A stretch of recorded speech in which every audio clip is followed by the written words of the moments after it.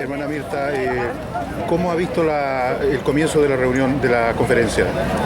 Es que hay que ver la conferencia como parte de un proceso que lleva 4 años. Ya. Desde que se adoptó la resolución por la Asamblea General en el año 2010, el objetivo principal de los pueblos indígenas eran 2 cosas. Por un lado, lograr un proceso participativo que permitiera abrir las puertas de Naciones Unidas para una mayor participación.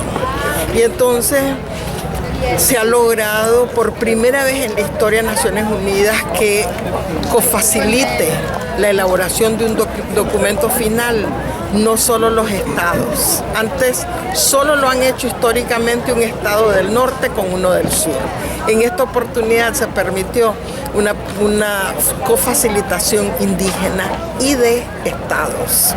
En segundo lugar, por primera vez se logró que los estados acepten que en un proceso intergubernamental de negociación haya una fase de participación indígena.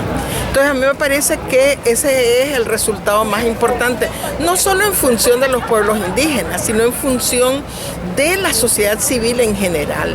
O sea, lograr que efectivamente los procesos intergubernamentales se abran a la participación de otros actores. Me parece que eso lo logramos los pueblos indígenas y lo tenemos que valorar.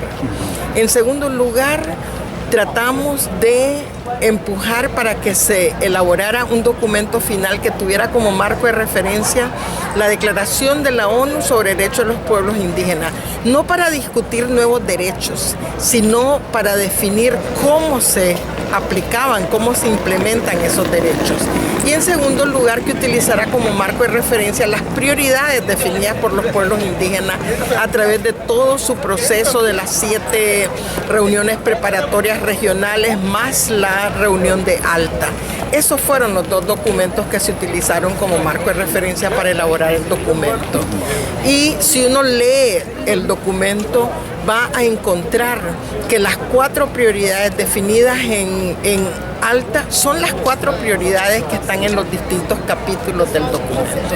Entonces, para mí, desde el punto de vista de los pueblos indígenas, hemos abierto un camino importante, hemos logrado aportar insumos importantes que fueron tomados en cuenta para el documento final. Y además de eso, en una semana compleja como es esta semana en Naciones Unidas, porque es la semana de apertura de la Asamblea, hemos logrado que le den espacio de participación a los pueblos indígenas en una conferencia que, si bien se llama conferencia, realmente es una reunión de alto nivel. Y entonces me parece que hay que verlo en esos términos. ¿Y el documento ya está firmado, ya está El aprobado? documento ya fue adoptado por consenso esta mañana de parte de los estados. Entonces ya es un documento oficial de la Asamblea General de Naciones Unidas. ¿Qué vendría ahora? ¿De qué manera los pueblos originarios continuamos nuestro camino? El documento establece algunos párrafos en donde define mecanismos de seguimiento.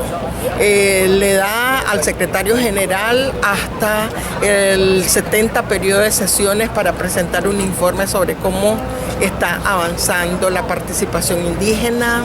Define también una fecha para que presente un informe de avance sobre cómo se están reestructurando los mecanismos dentro del Sistema de Naciones Unidas para un plan de acción y para fortalecer el monitoreo de los pueblos indígenas.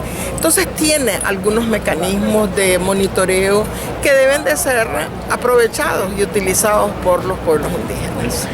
¿Hay un nuevo decenio de...? No se definió un tercer decenio de los pueblos indígenas. Se discutió mucho eso durante el proceso de elaboración del documento, pero tuvimos mucho cuidado de no incluir un tercer decenio porque no estamos muy satisfechos con los 2 anteriores.